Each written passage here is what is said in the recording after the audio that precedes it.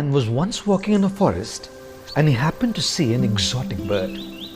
Being very charmed by it and wanting to have it as a pet, he tiptoed towards it from behind and caught it. To his utter surprise, the bird started talking and it said to him, "Please, release me.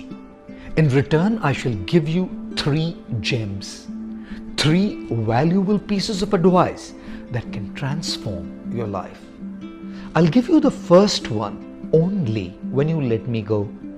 The second one when I fly up to that branch. And the third one when I fly up high to the very top of this tree." The man instantly agreed and let the bird go. As soon as it was freed, the bird started flying up as it said, "Here's the first gem, my first piece of advice. Do not torture, torment, and burden yourself with excessive regret for your past mistakes." As the man pondered over what he had just heard, the bird flew up, sat on a branch, and spoke back. And the second one is, do not believe anything that goes against common sense unless you have first-hand proof. The man then saw the bird fly to the very top of the crown of the tree. It started laughing and said to the man, "You are a fool. Within my body are 2 huge jewels. If you would have kept me and killed me instead of letting me go, you would have been the master of these precious jewels and would have become instantly rich." "Oh my God," the man exclaimed. "How could I have been so stupid? I'll never be able to forget this foolishness for the rest of my life. Oh bird, can you at least give me your last, the third piece of advice? Maybe that will have the potential to pacify me." The bird replied, "I was just testing you. You're asking me for further advice? But did you even realize that you have already disregarded the earlier 2 pieces of advice I gave you?